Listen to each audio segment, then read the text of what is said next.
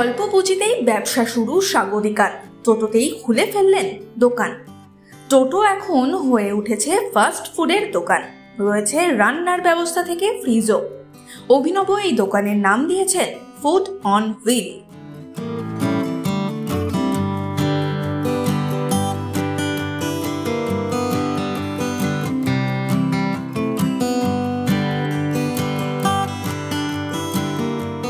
একটা দোকান রেস্টুরেন্টের মতন, এর আইডিয়াটা কি করে আসলো? আমরা ইউটিউব দেখি, নেটে সার্চ করে এটার থেকে আইডিয়া পেয়েছি। কি বিক্রি করছেন এখানে?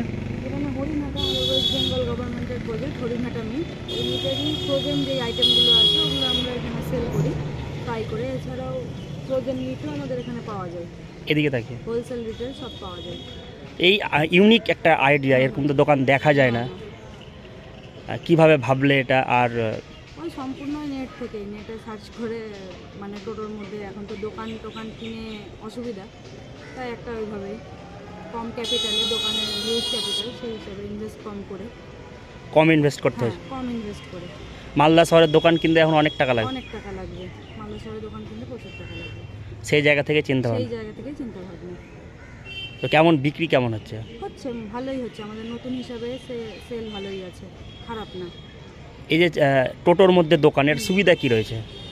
এখানে যেখানে সেখানে নিয়ে যাওয়া যাবে। আমরা এখন স্থায়ীভাবে এখানেই বসছি, গান্ধী মূর্তির এখানে পার্কের কাছে। তো এটা নিয়েও যাওয়া যাবে, মোবাইল ভ্যানের মতন। আপনি যেখানে ইচ্ছা সেখানে গিয়েও ব্যবসাটা করতে পারবেন। কি পাওয়া যায় আপনার দোকানে? এখানে চিকেন কাটলেট আছে, পপকর্ন আছে, ললিপপ, ডাউনস্টিক, নাগেটস, সব রকম। মোমো আছে, ভেটকি ফিশ ফ্রাই আছে, ফিঙ্গার আছে। ফাস্টফুড আইটেম, স্ন্যাক্স আইটেম সবই আছে। এছাড়াও আমাদের কাঁচা মাংস, র মিট, এটাও আছে অ্যাভেলেবেল।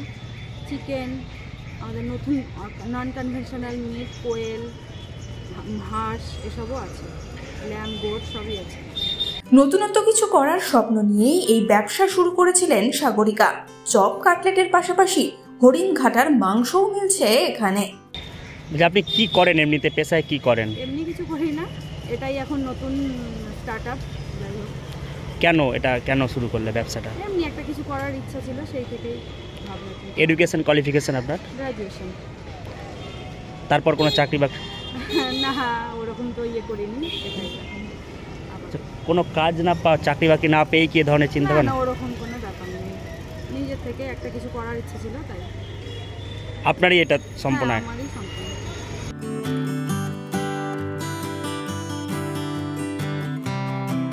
এই সময় ডিজিটাল।